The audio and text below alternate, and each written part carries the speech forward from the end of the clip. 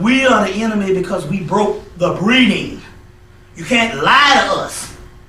So we're really talking about a warfare, but it's not a warfare physically because that's not over with.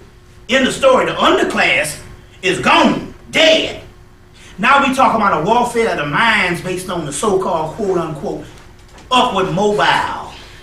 And that just means any motherfucker out here that ain't been dead or put in jail. You see what I'm saying? Then it's based on a war of principalities and a war of the mind. You see what I'm saying? Give me some questions so we can go into a discussion here on some things. I don't want to preach all night, just because it's a lot of things, you know. Give me some questions. Your thoughts on the hip-hop community and their role. Because I asked that question because I was in Borders the other day and I noticed that Russell Simmons in his magazine he put out a little article in the move for reparations. Okay. What is interesting about that, I wonder, because see, a lot of people are on the kick. I'll tell you one side on that particular part here is this. First of all, they said if it was feasible, white people would burn down this country if you gave niggas anything. And my point is this here. They said, well, why? And I deal with the hip-hop thing also. But why?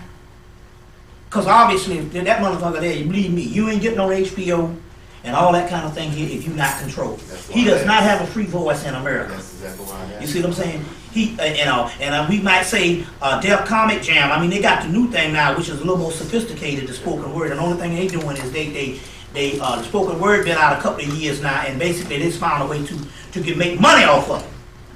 You see what I'm saying? But to make money off of it. But as far as they can think, we thought it was comedy, but on so many words and stuff, the Def Comedy Jam just showed a buffoonery for years. See, we saw it just comedy, but when you don't see nothing but that now, see, whenever you got a dichotomy here, when you don't see black greatness on another thing and you only see that, then it's buffoonery. So he did his job and did his job well. And stuff like that. No, they must have stepped to him when they said, motherfucker, you did the Public Enemy thing, the KRS-One thing, and so hell, you know what I'm saying, you're going to have to pay. You see what I'm saying? Now, but going back to the reparation thing, I said that now knowing white people, they cut out every entitlement program on the planet during the damn 90s, and they used Bill Clinton to do the shit too. People love him and all, but they say one of the most devastating presidents to black society.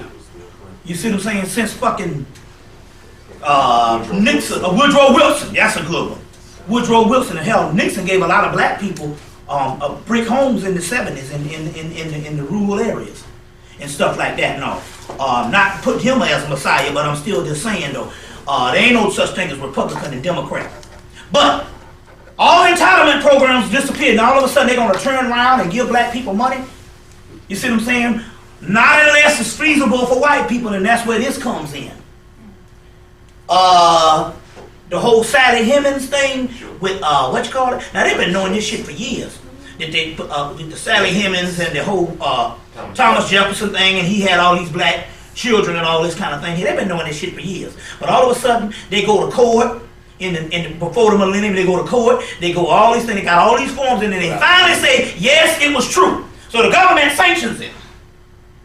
Then all of a sudden, they start, as soon as they sanction it and say it was true based on the court of law, and all this thing here, and based on, you know, whatever the thing was, the investigation, the first thing they do is that they have a bunch of PBS specials on families that have links between black and white. And stuff like that. They have a series of these things. Come to find out why they doing this shit here. They doing this shit here because of this reason here. So whenever you say reparation and the government give whatever portion, and white people say we can get reparations too, because guess what? We part of y'all. We part of y'all. We got links to that family. And because we've been kept along that much, it goes under the same thing of a form of Because we've been kept apart, it goes in the form of exploitation, oppression, and separation, segregation, because we were not able in a society that separated us. And that's a part of slavery. Then they can get money too. They don't give a fuck about niggas, but that's what this whole shit is about. That's a part of it. Now they can get reparations too. So now on one whole thing and all, then that's gonna come up. It's either gonna come up to block it. You say, well, in that case here, who's white in this country? Who's black in this country? Certainly if you got light-skinned people. Certainly if you got a motherfucker my color. And I'm considered dark compared to a lot of people. But certainly if you got anybody that's not blue-black, you see what I'm saying? Then therefore, we got extended family. Well, I do have my grandfather's father was a white man. And in 1971, when that motherfucker died, a white man came up in the damn funeral. Everybody go, who the fuck is that white man? Never seen this motherfucker before. My mama ain't never seen him before. But like one time when she was young. And I said, who the fuck is this white man? In 1971, they said, that's your damn father's brother. You see what I'm saying? And this shit is common. And I'm from real Negro ancestry of the South. And we got that shit going on. You know what I'm saying? Well, everybody wanted a light-skinned man with good hair. Or a light-skinned woman in them days. So therefore, that was the pick of the litter. And what I'm trying to say here is, we all got white in the family. And so therefore, if they putting it up that way, it's either two things. They're going to shoot it down so there's too many people to pay off because you're going to have to pay some of these white people. Or if they putting it up this way, the white people saying, we're going to get paid too. And this is the way they're going to do it. Now, my point here is this here. If it gets so scary because there's a spiritual element, they will pass out money in a goddamn heartbeat. It ain't no problem. They print the shit every day. It's no problem. They make money. They make billions of dollars an hour. Where does that money go? You see what I'm saying? Because all the elite and the powers that be, money is not even a commodity anymore. It's nothing. So they can print the money. But my point here is that that's some shit just in case. Because remember now, they always know when this shit is about to end before we do. Why? Because you got to understand, there's two principalities when you're dealing with the spirit world. There's the principality, there's a group of spirits that don't want us to rise because they've been in power for the last 100 million years, and there's the ones that's rising. And there's two warfares going on. That's all in the Mahabharata and all that. There's the Asuras, which is the one that was cast down, which was the most advanced beings, and then there's the Devas. Those are the ones that's been a part of the Matrix, a part of this world for the last 15 million years. And you got the Suras, which are the ones that was of a world prior to this world coming in, and the ones that's getting ready to rise up, and those are motherfuckers that are in our soul. That's what our soul is. But there's another principality that tell them when this shit is about over. And even when we think everything is cool, they will start passing out money to distract. But then again, if they're going to pass out money to make sure the goddamn country don't go down, they got to get some white people shit too. That's one particular aspect. Now, as far as what's his name, for the meal factory, they tell them what to doggone rally behind. Russell Simmons ain't no more conscious or no more ally to black people than fucking damn David Duke. You see what I'm saying? This nigga don't make these, they don't allow this Negro to get and do any of these things. This is not a free market, free enterprise society. They choose who they gonna use to make money from Def Jam on up. At least, from Def Jam on up. Because remember, Rick Rubin and all that shit there, that shit was used from fucking 1975. All that shit, Jews from 1985 when that stuff still bust. Well, because it was on a Burgundy label at first in 1984. And then in 85 when he got the CBS deal, all he got to do is backtrack that stuff. I was in the music industry at that time and stuff. You see, that shit was Jews from the beginning. Remember, the number one rule of the conspiracy, the book, the Occult Conspiracy of, what's the name of the book? Occult Book of Technology. The Occult Book of Technology is fund everything, even your enemies, fund them. That way you always have your lock into them and stuff like that. So even that, I'm trying to say, he ain't no voice no way. So anything they do, they have to get sanctioned to do it. They have to get sanctioned to do it. If they don't get sanctioned to do it, you best believe them Negroes, they're already rich. Sure. So why the hell, you know what I'm saying? You know what I'm saying? They don't have to do it. What's that? Yeah. What's that, brother? Next question, trying to make it too long, but Yeah. if we as the people are to engage in the forms of warfare, and if there's economic warfare, physical, militaristic warfare, and there's spiritual warfare. Yeah. Put some context as to where the focus should be, number one. And then if it happens to move towards spiritual warfare, Yeah. and in that context, if we are our spirits, or if you embrace the concept Yeah. of our spirits, Which is you talking to the best person if to our answer that. Now, on okay, one thing. let me finish answering this question. Yeah. If part of the answer is spiritual warfare, and our spirits go on a journey, which is reincarnation, what in that concept restricts our spirit to race? Okay. Good question. Excellent question. Okay. The first thing is this here. When you talk about military, and you're also talking about economic. If the opportunity does come, economically, whatever, sometimes it is spiritual to engage, you see what I'm saying, just for a spiritual mindset. You see what I'm saying? So my point here is sometimes even if you refrain from some things that's physical, you see what I'm saying, it is spiritual that you engage in some things physical. Sure. Just for the archetype of the collective unconsciousness to get some type of working on how a process is done, which ultimately will lead to spiritual, because ultimately the ultimate goal is spiritual. So my point here is, when I say military and economic, I say it all boils down to the least common denominator of what works. Now whatever that is, you know what I'm saying, whatever that, it's just like, it's just the spiritual aspect. I said, goddamn, I can't afford my house no fucking more. So the spirit said, give it up. So when I gave it up, it went down to the physical, and money was involved. And he said, I can't let your ass go, motherfucker, because you're going to walk out the door with my goddamn money. So on one hand, that I had no idea. I thought he was going to say, you know, I'm going to file this shit, you got a month to get out. So in the spiritual, I made a spiritual decision, and that shit came down to pure economics. The economics was, it's going to cost him more money to let me go, and he's got to bring the house up to code. And then he's got to find somebody that's going to assure him to be what I did for the last 3 years, would pay that motherfucker and never not pay him. You see what I'm saying? So all that came into factor. He said, it is better to let you pay me whenever you get your little money and take the next couple of months to pay me than to let you go and I get nothing.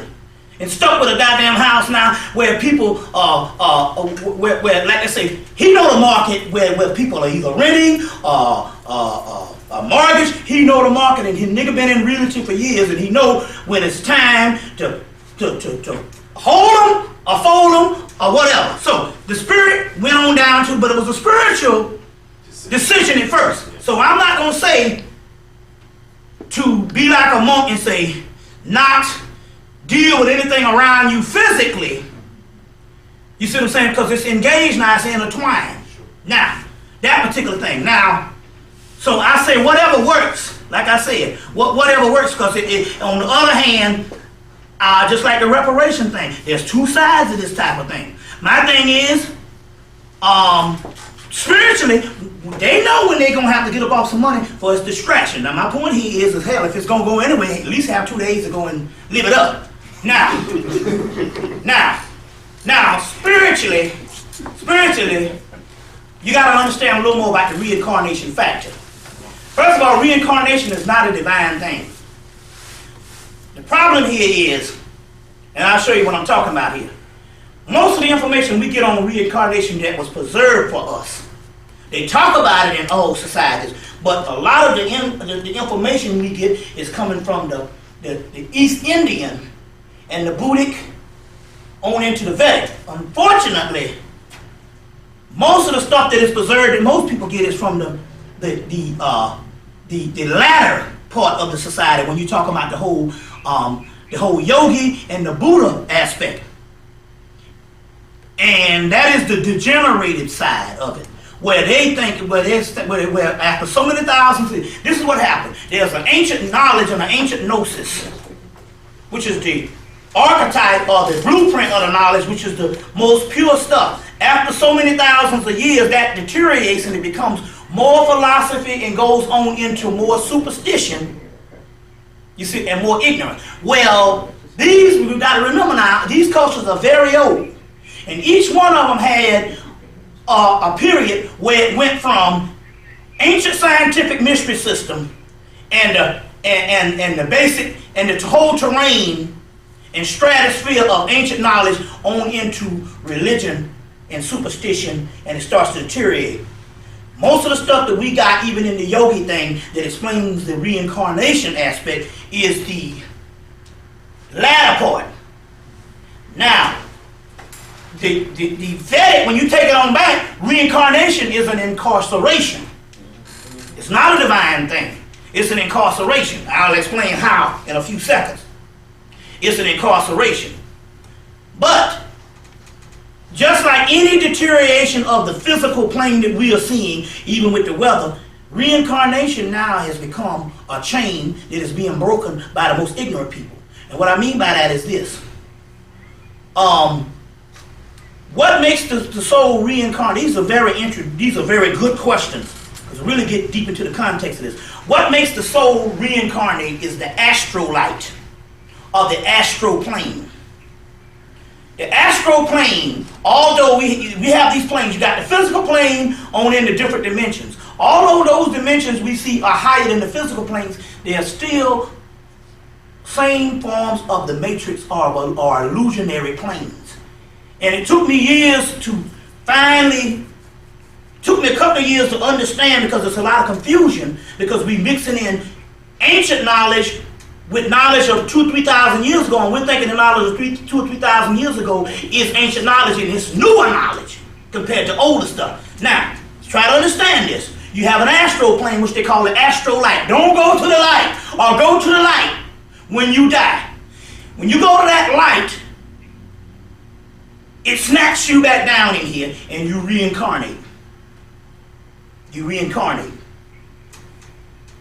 Reincarnation is very bad for the simple fact that if you got an advanced knowledge and you go to that light, when you reincarnate back into that body, the brain demolishes it and you end up slate one with nothing. Every now and then there's some things that can break through, but for most people, you can be bouncing around for thousands of years and stuff. Now, that astral light was an incarceration based on the ancient Vedic text. And later on it became a justification when the Buddhists start talking, don't step on a roach, don't step on a ant. That's because when you hear them saying that, like the Dalai Lama and all those, that's a later thing. That's the Buddhism and those things is their version of fundamentalism, just like Christianity is the version of fundamentalism opposed to the ancient Egyptian mystery system, ancient Greek gnosis or Sumerian gnosis or whatever that stuff, which was all black, let alone. But, so, the reincarnation thing, in so many words, is an incarceration. Now, a couple of things happening in this dispensation of time. In this dispensation of time, when a lot of people are dying now, they have found out that that particular realm, that light that used to snatch them back down here, is very weak, and it does not snatch the memory away, and they are able to not reincarnate now. And a lot of them are going to the underworld plane. So you got different planes. The Egyptians tell you to go to the underworld. That's where Osiris is. The Osirian realm is different than the astral realm. You got two realms. There is the astral plane, which is nothing but a form of the matrix. And all you see. Then you have the underworld realm, which is where the most ancient souls go, if you have enough knowledge to get there. Before you had to have enough knowledge to get to that particular land of Osiris, the kingdom of Osiris. Now what is happening here is the astral plane, which is the world that is leaving. Just like you got the physical world here that we said is leaving, the astral world is also comprised of that same matrix. And it is leaving, so it's very weak. So a lot of the ones that used to reincarnate is not reincarnating anymore. Now, ask this other question about what it has to do with race. It has a lot to do with race. You know how you take a computer and you mash a button, and if you mash the P, it comes up on the screen, the P. You mash the R and it comes up the R, or you type in something and you get what you want. Well, that's the way it is when it comes, because what we're talking about here is we're talking about the whole astral plane and the underworld, and everything we deal with is comprised of nothing but alchemical energy. That's all it is. The physical is only an illusion. It's only based on energy. And the energy goes where the energy has to go. That's why, in that case, why we don't reincarnate white right out of the black thing. Why is it it's the same system? You see what I'm saying like that? Why is it you don't have, other than the genetic thing, you got to have some white people born? Why is it the white people that's white now, if they are a mutant, why the hell in the next child that come, why ain't it black? That's because there's an alchemical line. It talks about it in the Gnostic aspect. They say that the soul has a shadow with it. And whatever that shadow is, and the shadow means melanin. If it has that shadow, then what happens is it's going to reincarnate into the shadow conductors that bring forth shadow energy, and not necessarily in mutant energy.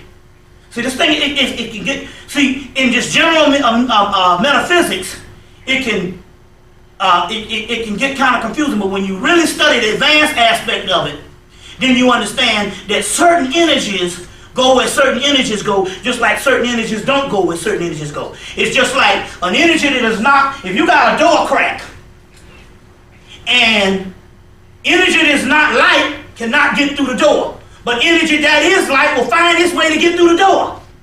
Energy that is water can find its way to get through the door. But energy that is bricks ain't coming through that door. You see what I'm saying? Well, it's the same way on these particular fields. There are those particular ones that got souls or energy frequencies, and they always go with the conductors that have souls. And the other ones go with other things. And to give you an example. So, one guy went onto the astral plane back in '93. Brother in Atlanta went to the astral plane. He said it was a room full of white people. He was astral traveling. He said, God damn, what the hell going on? It was one night. He said, then a black figure stepped through the room, like appeared through the white people, which was an illusion, and grabbed him and took him into a room full of black people.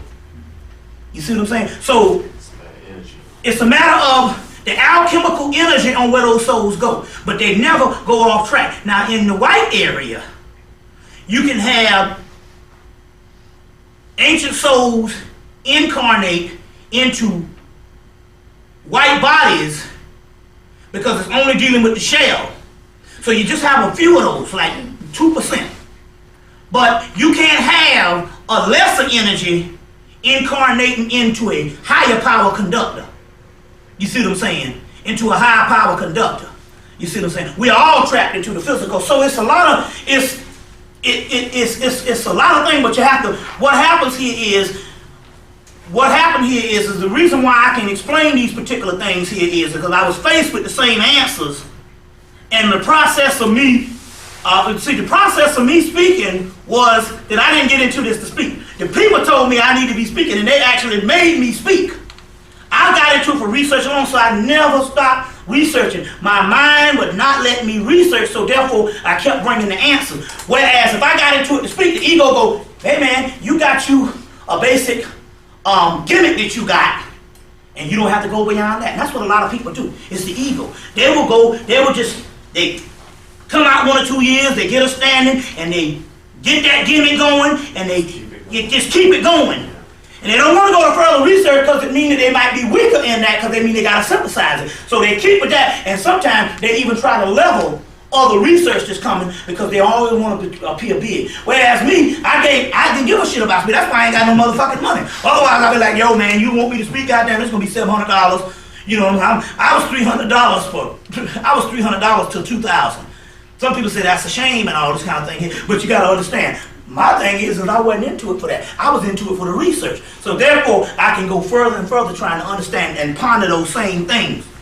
And ponder those same things and stuff. But it's in certain of the Nag Hammadi library, and especially in Bentley Layton's book, there's a part in there where they talk about the original soul carries a shadow with it and stuff. Even in Blavatsky's book, there's a thing called No Shadow, No God. In 1 or 2 pages of the secret doctrines and stuff like that. So it's always something where energy always seeps its own level. You see what I'm saying? Seeps its own level. And so that's how that whole thing going. On this particular aspect is, you best believe that what they say, well, always go with the one which you do. In the Nag Hammadi it says, we will always put the most precious thing in one of the worst bottles. We're never going to put it in a pretty bottle. When it comes to spirituality, most people in the physical can't bank on it. They say, nah, you know, because they've been given religion, and they know that that don't work. Now, we're breaking down least common denominators. They know that shit don't work. They know you can pray to Jesus, and this cracker can come and cut off your lights tomorrow. That's right. And shoot your child in the head. So subconsciously, they can't bank on that now. You see what I'm saying? They only banking on Jesus because now, because the simple fact that the government came in and had the black preacher to make it feasible to the economic status quo. You see what I'm saying? And Jesus ain't doing it. These motherfuckers just coming together, and in so many words, they generating the same kind of capital they would be able to do in another goddamn business. They're doing it in the fucking church, and they don't know what's going on. But here it is again. Only a few people getting paid. Yeah. You see, and but the terrain around them looks so beautiful, so they still psychologically think, oh, Jesus is doing all this kind of shit here. You see what I'm saying? And that ain't nothing but what they call a positive thinking management course, where they learn how to create a new environment like a Scientology. You feel better about yourself, then everything work. And meanwhile, the elite motherfuckers are still benefiting from it. Now, so that don't work now. The other thing here is that when we talk about spirituality here is we're talking about locating the right type of stuff that works. Well, to be honest with you, most of the ancient traditional African systems like Yoruba and even some forms of voodoo and stuff like that, no. Unfortunately, and I talk about this, they were not meant for mass movements of people. When you do that, then what happens is they diffuse the energy. So like I said, you got 3 million white practitioners in Europe, in America. That ain't including the whole Santeria world, which is a whole culture and a whole continent damn near of people in South America and the islands. So that's one aspect is diffusing stuff. Then you got the whole African continent.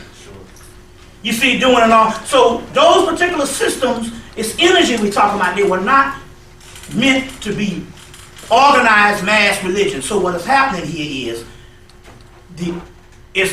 it's enough stuff that every now and then you could do a little ritual and sacrifice an animal. It might get some results based on some heat or whatever. But it's too weak to change the major structure of this beast and all of the environment around you. That's why they allow this shit.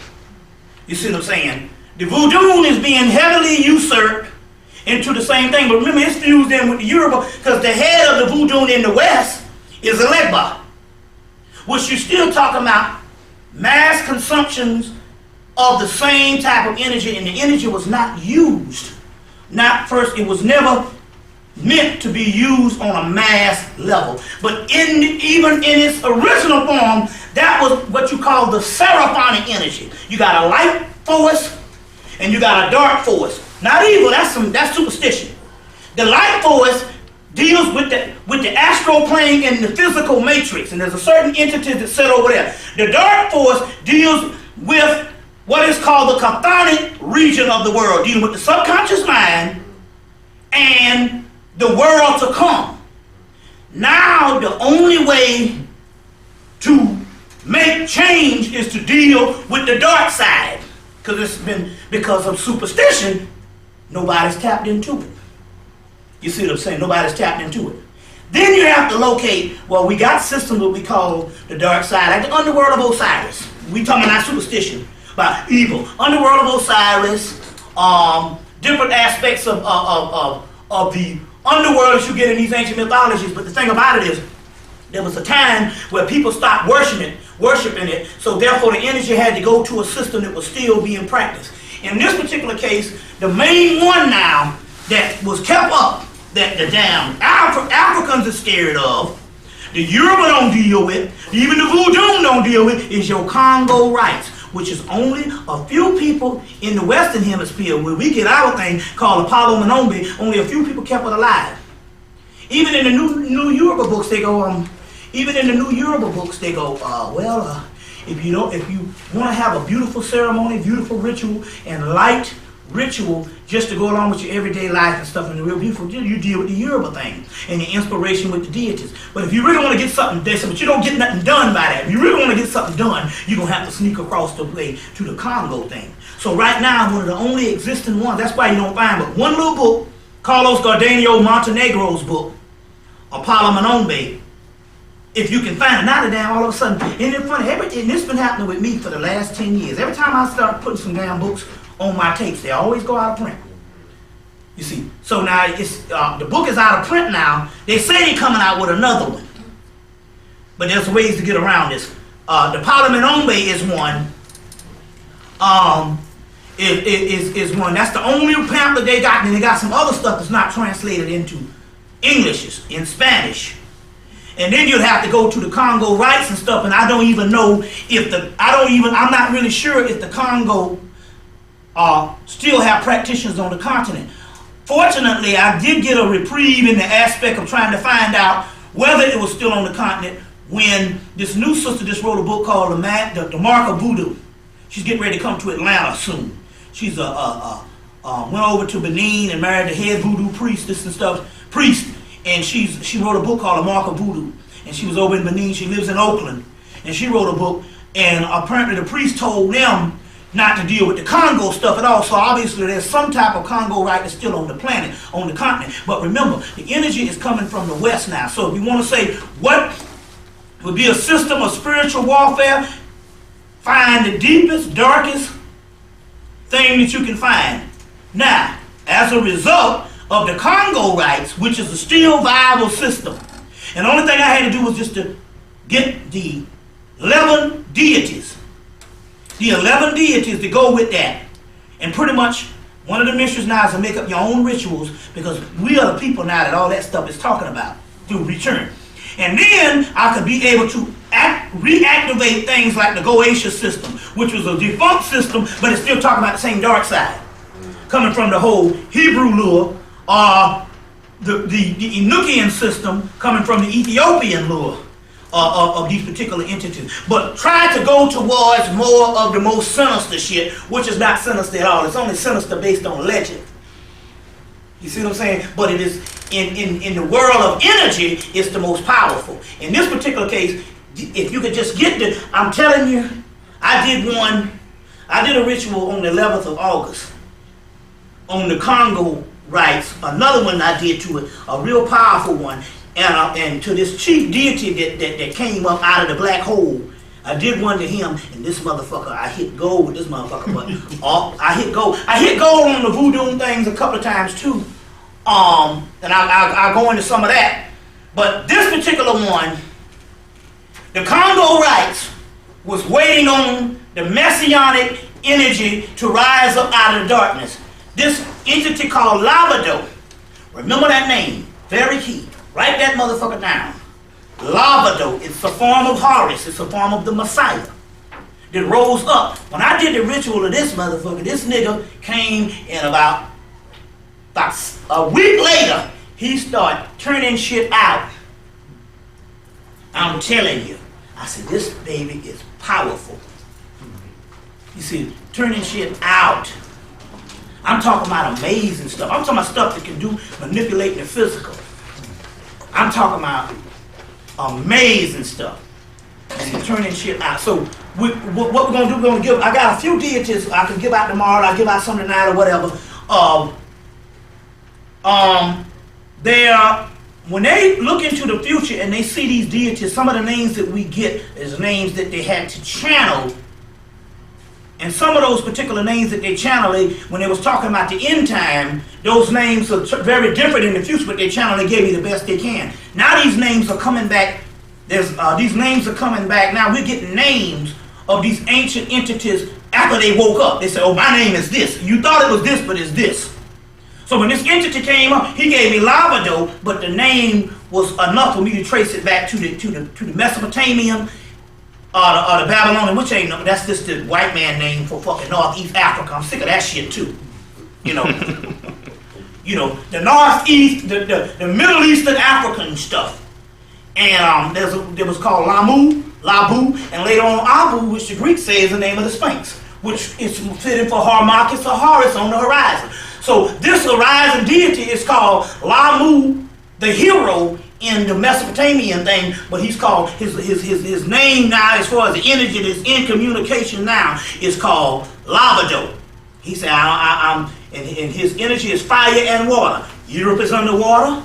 What's his name is under fire ever since he rose. The West is on fire. You see what I'm saying? This baby is powerful. So now all of a sudden, then hit gold again. This thing is beautiful now because we're not just talking about concepts now. We're not talking about breaking down this ancient information. We're talking about being in full contact with this shit. Being in full contact where he said, give up the house.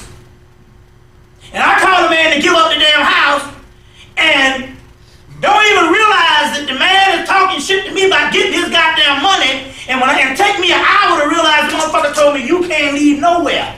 So I gave up the house, and now I can't even leave the goddamn house, and I'm like, you a bad motherfucker. Now I don't have to worry about getting this shit on time. So I'm gonna go, my shit's $650, I'm gonna go drop $400 on his ass Monday. He go, what the fuck is this? I said, I told you, women. Didn't I tell you I was giving up the goddamn house? I just gave up the house. And see, but he gotta get that money. So I'm just trying to say, that kind of stuff, that kind of power, and amazing shit too. Amazing energy also going on. Pay close attention to your ears. Whenever you really hit the power, your ears gonna get stopped up. Now, when your ears getting stopped up, that's good. What is happening here is, and it took me to find out what was going on. One, I had an attack on my ear, but then my ears got stopped up during the summer solstice. I said, what the hell is this thing here? And you got a candle out your ears. You nobody know what ear candling is? That's real key now. Ear candling.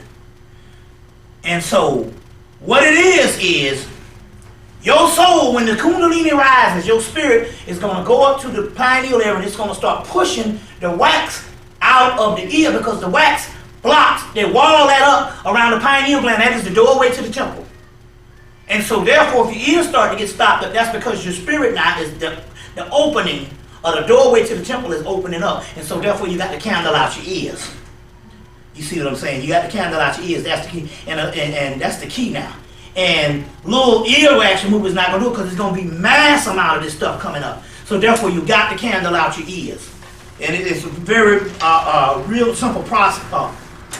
Stick the candle in like it's not a regular candle, for the people who've done it before. But you'll find out about that. But that's one of the keys here. But we have hit gold. I'm talking about we are on thin ice when it comes to this shit here. So it's not theory no more. It is, we're right in the zone with this thing. We're right in the zone with this thing. And you'll know when your damn financial situation really starts to deteriorate. Or something else that's going on. If it ain't that, it's got something that's fucked up in your life. Whatever it is, you got to give up. Or give into it. You see what I'm saying? You got to give up. Me, I didn't have nothing because, goddamn it, I don't give a shit about nothing. But I had grown attached to the house, you see what I'm saying, for some reason. It was my nest of my abode or whatever. And I had to give that up. So that was the only one thing. When I called that motherfucker, gave it up. That was what I had to give up. Yours is going to be something else. But it's going to be something that it's like one sister, her whole thing is they call her every damn month for her to get a car payment. And she didn't have a job or whatever. She was in between jobs, car payment.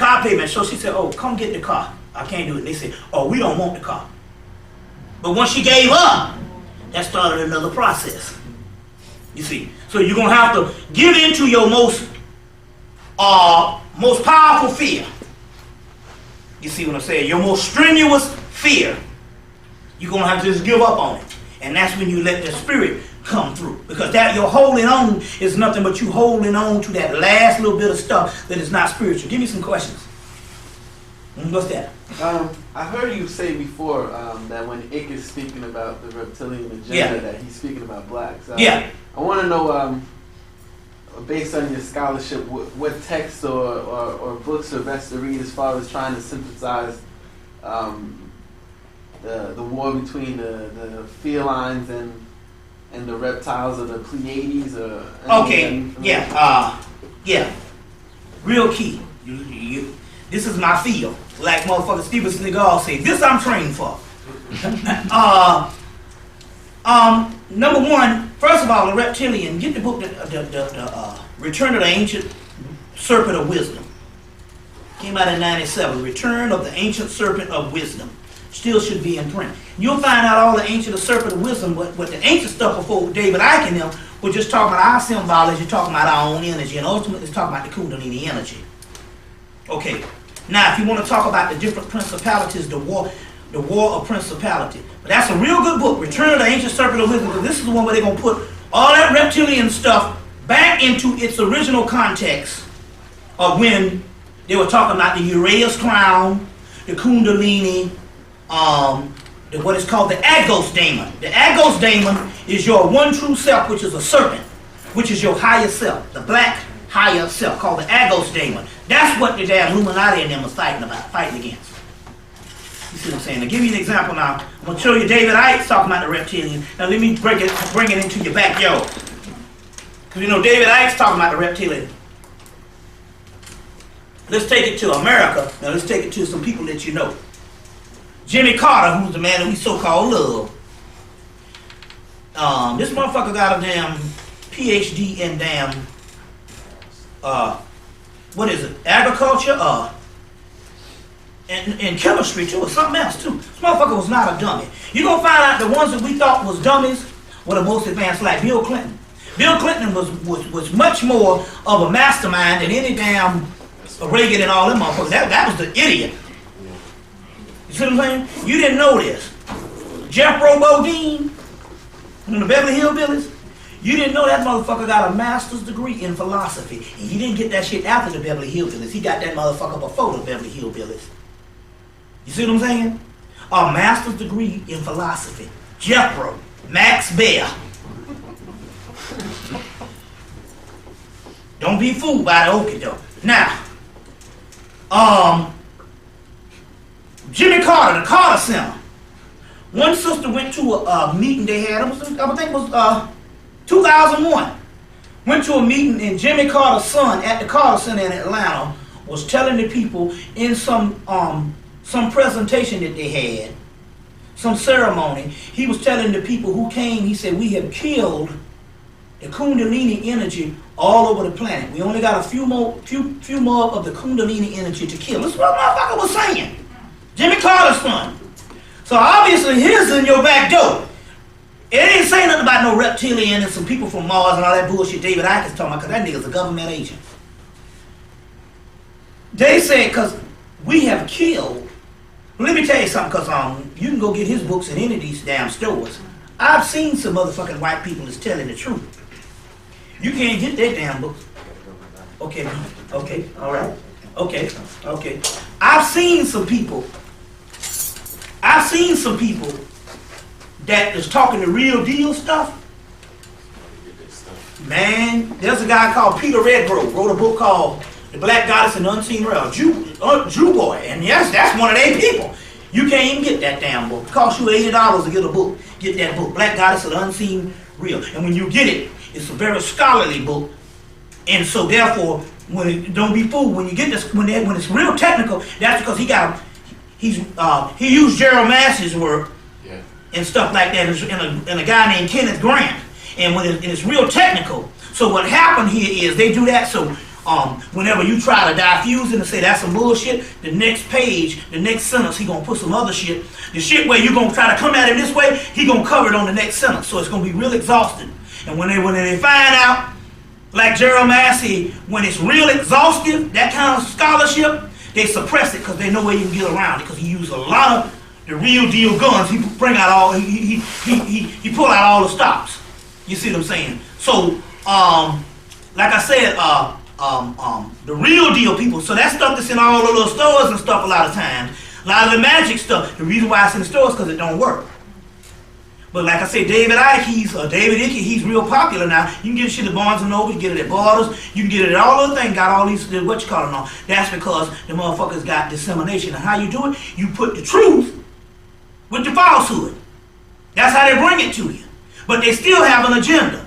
So now, if you're talking about the wars of principalities, as far as the two different wars, you have to get in the Gnostic material, get the Nag Hammadi, and they'll show you the war that's going on between two types of forces. And you're going to have to go cross-references to different systems. In the Vedic system, you get what's the name's book? O'Flaherty's, Wendy O'Flaherty's book on her Rig Veda, and they talk about the war between the Asuras versus the Devas. In the Greek mythology, you can get what's your boy's book? Robert Graves' book. They talk about the Titans versus the Olympian deities. These are the original stories of these principalities, these wars. You can get other myths. If you really want to really find out some stuff, study mythology. It's one of the keys. Mythology is your best bet. It is the best reward for your research. They always talk about these different ones. Always just remember that the ones that was always overthrown is the ones you root for. We have a religious training that we always salute. We always salute the person, but we don't ever hit the other side. We always got the hero, but anytime you got something that's overthrown, you got to hit that particular side also too. So I'm saying study the ancient mythology. There's so much stuff in there. Good books by, if you want to get some books, because you got a lot of mythology, but you want to get some that's got all this stuff in one or two books.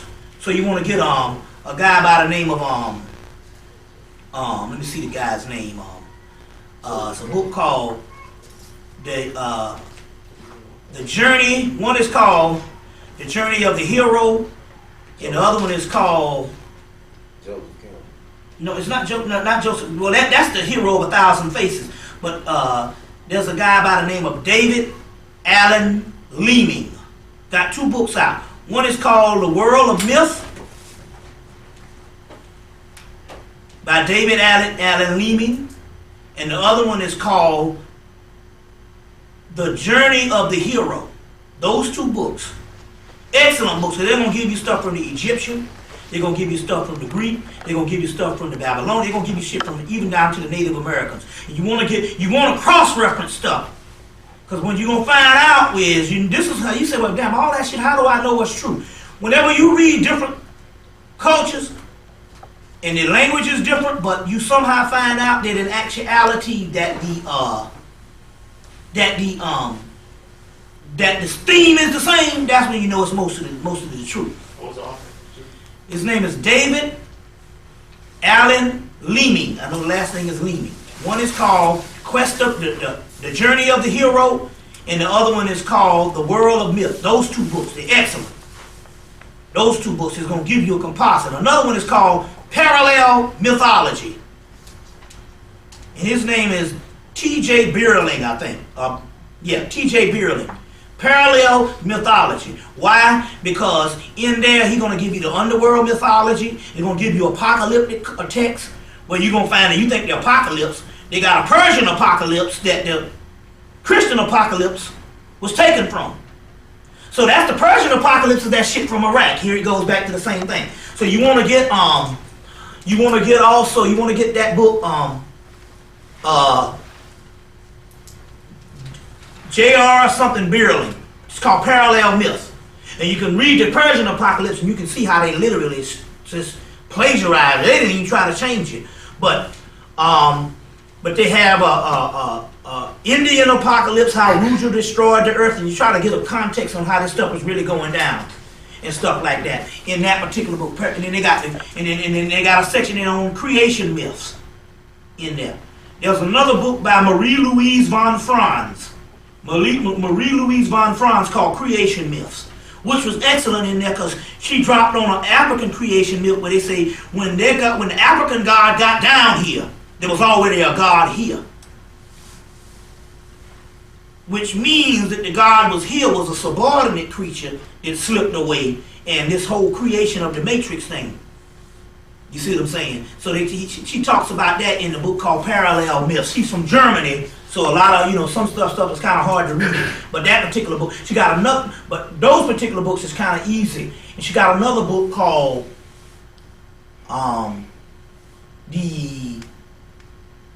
it's called the something in fairy tales. The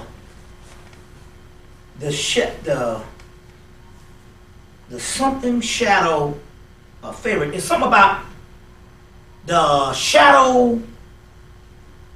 Something about the shadow or the enemy in fairy tales. It's a fairy tale thing, but they drop all this stuff in it. But when you got, I don't know the name of it right now. But I can't think of the name of it. But when you go and get the Parallel Myths, look in the inside of the jacket, you'll see this. There's something about the something in fairy tales, and it's an excellent book also too. And that's how all this damn cartoons and all that stuff is. Which, as we say, the cartoons are dropping it all now. You see what I'm saying? Like he was saying, they just got the new He-Man just came out, and it's chock full of nuts. It's good. We were seeing today. Now, what's that? Changing years ago, my mentor always taught me it's essential for us to know the difference between a strategy and a tactic. In that context, doing a lot of research lately with Bill Clinton's mentor, Carol Quigley, Evolution and Civilization, and Tragedy and Hope, and Love American Establishment. In particular, I want you to comment on the Evolution of Civilization. Okay, now, Copley does a lot with Quigley and stuff like that. I'm just trying to say, because I've heard a lot of stuff, I'm trying to see what was the context of what he was talking about in that. You see, I'm not familiar with that particular book. It's real hard to get. It took me about 6 months to get it, and oddly enough, I got it from Barcelona. But anyway, his premise in the Evolution of Civilization is that you can pretty much detail and determine historical nation cycles from apex to whenever they are destroyed mathematically. It really kind of blew my mind when I first read it, because he was it's not complex really, but it just takes you time to really digest it, and you really got to just turn off the TV, put the newspaper down, and just really get into it. But to make a long synopsis short, just wondering if you had come in contact with anything like that, as far as us, again. Well, I'm a tactics. I'm a firm believer that my thing comes in. I think that some things my thing is the tactic is to try to study the stuff that you normally wouldn't study. Like, give you an example. One brother was, we hit Zionism. So this brother said, shit, I'm going to study Zionism. And come to find out, it's a whole system that they got. You see, not just the protocols of Zion, but just the breakdown of this thing. Because we talk about motherfuckers who's ruling. So my tactic is just like the whole thing with the devil. Everybody was scared of the devil, so I say, hey, I'm going to study the devil. And once you pull the doggone veil from under it, you find out and all that kind of stuff, oh, this is all the shit that they don't want you to know, chocked under this thing called the devil, because ultimately there was no devil in the ancient world on like we think it is. That is a 2,000-year-old invention that they just took all of the doggone most powerful stuff and lumped it under one thing and called it Satanism. But so my point here is I would say, because I'm not really familiar with the books, it's kind of out of my field, but I do know in that particular thing, when you talk about tactics, I say go towards the stuff that you don't think. What's worked for me is to go towards the stuff that you think that you don't think people are gonna normally gravitate towards, especially us being victims of something. We try to stay away from it. Okay. So my point here is the whole concept of this whole thing. Like I said, there's some stuff in Zionism, and these people are ruling. Then it should be some stuff that you need to study based on the actual Zionistic aspect of how how it works. You see what I'm saying? On that particular aspect of how it works. And so I think that's one of the things. And so what I'm trying to say is we got to build an intelligentsia group. Whereas we know the problem. You see what I'm saying? We know the problem and stuff like that. But in an intelligentsia group, you get different people working on different things. Like a think tank. And you throw all that in the actual mix. You see what I'm saying? You throw all that in the actual mix. And in this particular time now, I will say this particular time now, you might be weeks away, if not months away, for a motherfucker telling you that the money ain't no good. You might be weeks away where they saying that the mortgage ain't no good. You see what I'm saying? Because they are brewing something. This is it'll be a year on the 11th since 9/11, and I'm trying to tell you, they just didn't do all that just to wave flags and to get the people's morale up. You see, to get the morale up. You see what I'm saying? Because as you see, the morale could be dead within another year. They're doing something because they know that there's something is up and stuff, and they know it's going to hit very soon. Like I told you, this Iraq thing and all this kind of thing here, this thing here in here with this lava dough, and the movie that you saw, the movie called Ring of Fire, that's the male dragon in there. That's lava dough. Same one that he came up and hit on the 22nd of May. The movie came out on July 19th or something like that and stuff. This whole dragon thing, and then the next thing we know, they're back in Persia, and there's a lot of stuff going on. There's a lot of stuff going on. You see what I'm saying, on that particular spirit realm, on that particular thing. But then again, even in the political arena, on that particular aspect, when it comes to the mind control or the Illuminati and what they're actually doing and how they're actually setting this particular thing up. To give you an example,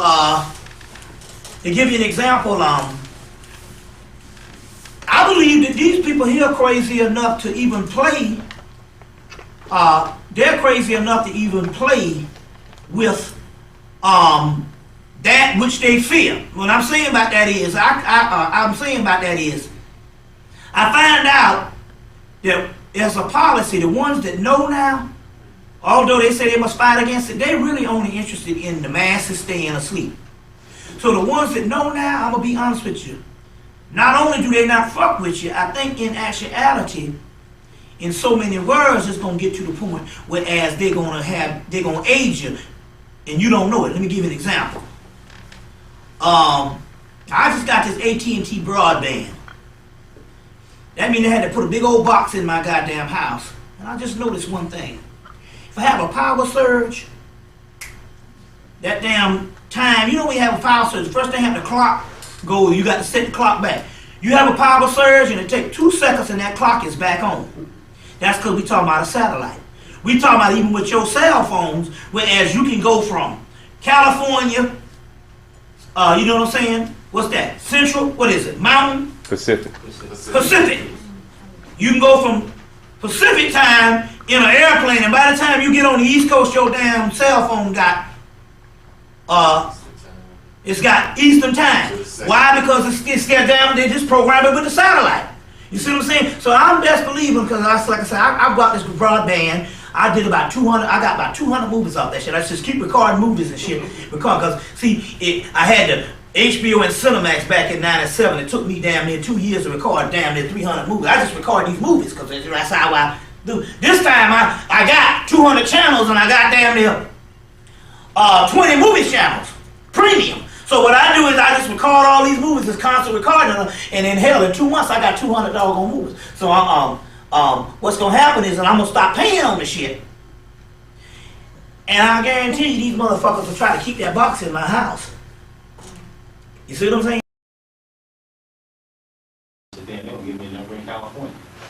And as soon as I got them, they told me Western Union down the street from where I was in Jackson, Mississippi.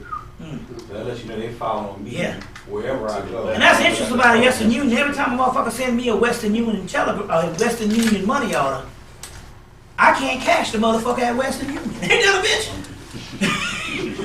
You got a money order in Western Union, say, we can't fuck with that, man. I did it twice. But They'll trust their own stuff. But somewhere got the money in the drawer. yeah, so yeah, but like I said, that whole thing is going on. Whereas it's gonna get to the point whereas the ones that has common sense awake, they're gonna need you and keep you ready, because how else they gonna know when the spiritual stuff going down? Not unless you are still tapping into the spiritual stuff. They gotta keep you around and stuff like that. So I'm just it's just a lot of things that's actually going on. A lot of things is actually going down at this particular time here, you know. You know, yeah, you know. So like I said, I haven't really read the book and all, so you know, that particular thing and all. But was this the same cat that when I was one that Coke that talked about, which I'm trying to I need to find out and stuff, because he mentioned this thing back in '92. Where he said that some person that he was reading the book, and they said that the only way that the Illuminati could be defeated was the urban black man. I don't know. I read all of Quigley's stuff, and I have not seen that. Yeah, I was wondering. That was an article. Huh? That was an article. I think I got that article. You got that article? I think so. Oh shit. Okay, cool. Now that's what I need. You know, that's what I need also too. Because like I say, this is one reason why the Jews have made it policy to even kick us even when we down, whenever we are defeated on one aspect. They still going there. And I'm like, well, what the hell is going on? Why do they still want to go after our image when there's no need to?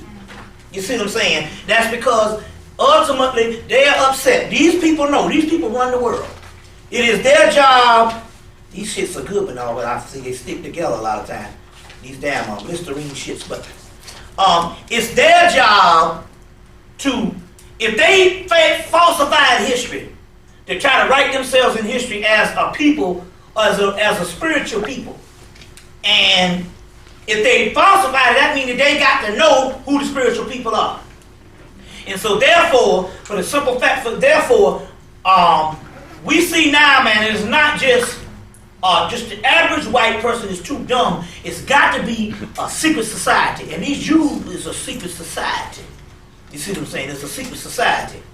And all. It's very interesting and all. It's very key. But they know. And so in so many words, not only they have a hatred to us for us because they know that we are the real people that they're trying to doggone masquerade as. Carry a lot of contempt. You see. Exactly. Yeah.